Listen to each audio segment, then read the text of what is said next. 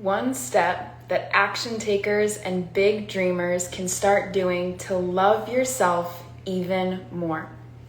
Welcome back to this live replay episode with Verde, where we talk about God, we talk about mindset, we talk about different tools that we incorporate throughout the business.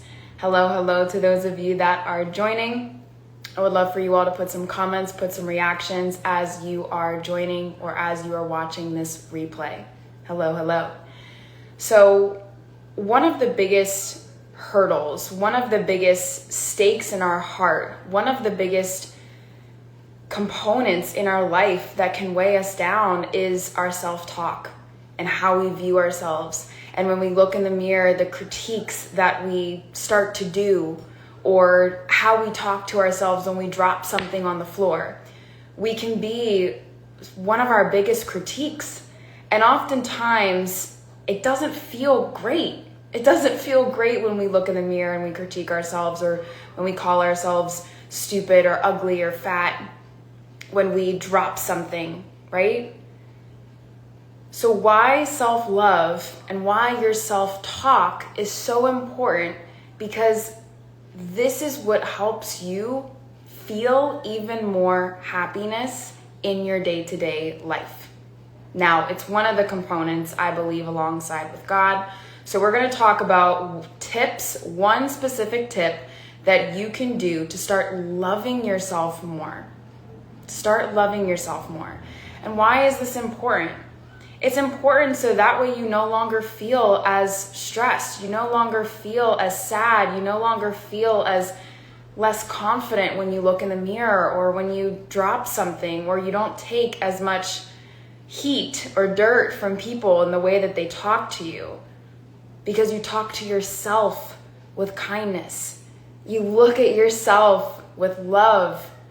And it's going to feel weird at first, especially if you've never done this before, or especially if you've been mean to yourself, for as long as you can remember. And this isn't your fault, and it's not anyone's fault. It's very normal in society, specifically how different people are raised, that negative self-talk is the norm. It's common. It's common to put yourself down. And you all don't have to have me explain that, because I'm sure that you can think of examples even within yourself of examples that we already provided. So I want you to think of one of those things that you do on a regular basis, whether it's you drop something on the floor and you call yourself an idiot, whether you look at yourself in the mirror and you start to critique versus love yourself, whatever it is, the words that you say to yourself, I want you to pick a phrase, and I want you to think about that phrase right now. So as you have your phrase, I want you to imagine saying that phrase to your best friend. Or I want you to imagine saying that phrase to your child. I want you to imagine saying that phrase to the 5-year-old version of you. Notice that you wouldn't say that. You wouldn't say it in the tone, you wouldn't say it in the critique, you wouldn't say it in that manner that you tell yourself.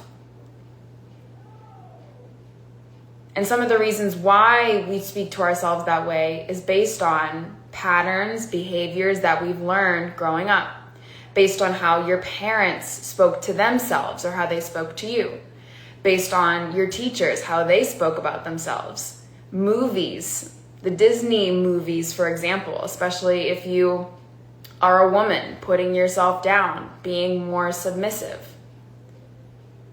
So the way that you speak to yourself, imagine speaking that way to a child, to the 5-year-old version of you, to your best friend, to your mom, to your dad, to your guardian, to your parent. You wouldn't say it in that way that you tell yourself. So how would you say it? You'd look in the mirror and say, let's say you want to lose some weight, let's say. You'd look in the mirror and say, okay, I acknowledge that I'd like to lose some weight to feel more confident in different areas of my life. And I'm going to try. I'm going to try something different. I'm going to try something new. And I'm going to love myself throughout the process. Notice how that feels different versus you need to lose weight, you blank, right? And when we continuously talk to ourselves in that way, that's how we continuously feel those feelings of sadness and discouragement. And then we try to go to the gym and you're not feeling, you maybe don't get up in time or you miss the workout class, and then it's just this repeated cycle of negativity and how you speak to yourself.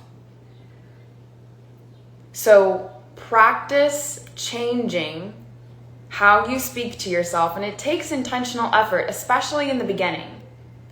Because what you're doing is you're learning a new habit. You're learning a new habit, and anyone can learn a new habit. How you learn a new habit is by repetition. Because eventually, as Joe Dispenza talks about, the old negative self-talk, for example, when you start to repeat your new positive self-talk, the way that you want to speak to yourself, even though it's going to feel weird, it's going to feel weird at first. It's going to feel weird.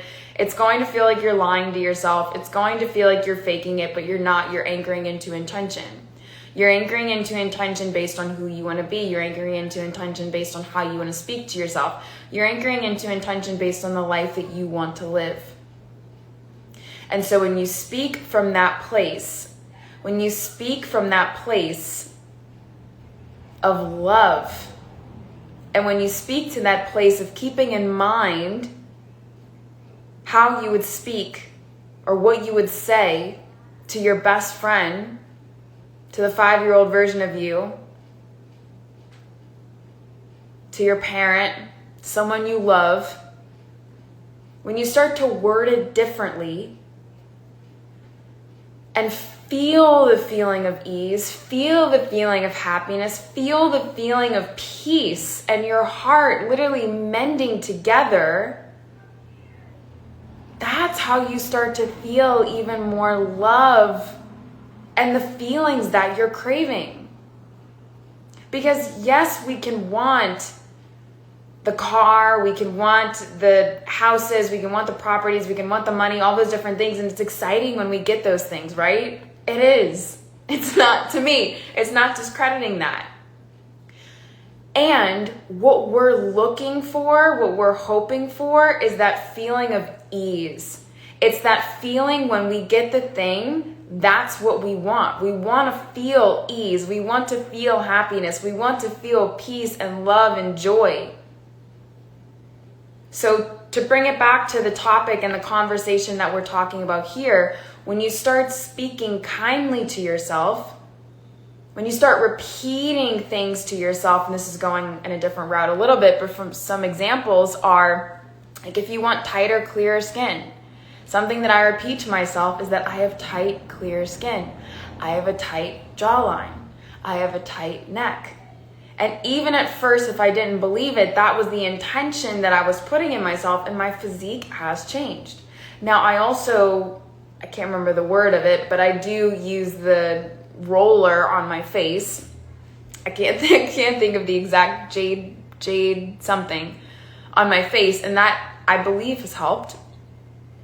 It does. But also the intention that you're putting behind it, the intention of I have clear, beautiful skin. I have clear, beautiful skin. I have clear, beautiful skin. I have clear, beautiful skin. Start speaking to yourself in that way, and anything else that you want in your life, I encourage you to do that. And then the topic of self-love, notice the love that you start to feel in yourself. Notice the love that you start to feel in yourself when you start speaking kinder to yourself. When you start speaking as though you're speaking to your best friend, you're speaking to the 5-year-old version of you, you're speaking to a child that you know. It's going to feel weird at first. It's going to feel like it might not be working. But the way to keep it working and the way for it to be consistent is for you to be consistent with it. Give it at least 24 hours. Try it out. See how it works for you, and notice the ease, notice the confidence, notice the feeling that you've been craving feeling start to happen in your life. I hope you all have a beautiful day. If you have any questions, you're welcome to reach out to us. And thank you for watching. God's with you.